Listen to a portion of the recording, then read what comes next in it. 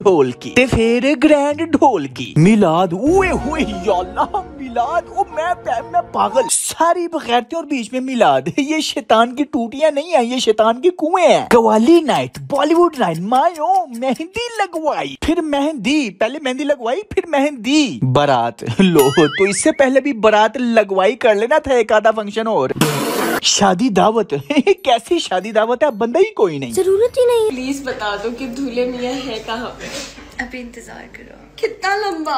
काफी ज्यादा लंबा इंतजार कर। Going to London to her hubby लो ते बंदे को टिकट दे, पैसे कोई नहीं सन, या उसने उधर असाइलम लिया हुआ है। अब मजे की बात बताऊं, बाजी ने बताया है कि ये अब हमारा सिर्फ निकाह हुआ है, अपने बंदे के साथ शादी तो अभी होनी है, यानी कोई 27-28 फंक्शन अभी और होने हैं। और मैं हैरान हूं बारात कैसी हुई है। बारात तो वो होती है दूल्हा आए और दुल्हन ले जाए, लेकिन दुल्हा आया ही कोई नहीं। फोन ते ही लग गया है कि हूं आप ही आइया, मैं किथे तेनू लेना हुआ, मेरे को टिकट दे, पैसे कोई नहीं है, खुद ही आ जाओ। और दुल्हन अकेली जा रही है खुद ससुराल में। ओ देखो कैसी बारात है। मुझे पता है ऐसे बहुत से निकाह होते हैं, लेकिन उसको निकाह कहते हैं, बारात नहीं कहते। लेकिन ये खुद कह रहे हैं शहर की बारात, शहर की शादी। ओ भाई बंदे के बगैर शादी, समझते क्या आपने आप? 2-2 टके के लोग तुझे जानते हैं, मेरे बाद किस किस को मुयस्सर रहा है तू। It's her choice.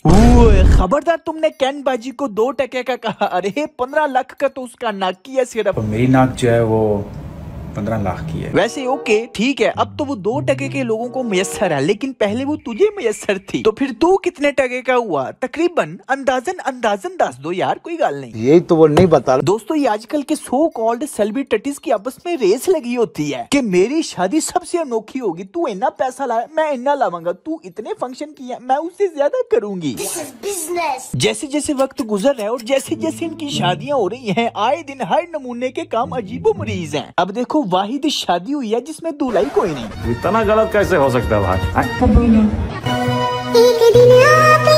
ओए दुपट्टा अंगड़ाया है? ओ क्यों? अच्छा दुआ हो रही है इसलिए। मैं भी कहूँ दुपट्टा तो ये सिर्फ रमजान में ही लेते हैं, वो भी पहले 2-4 रोजे बस।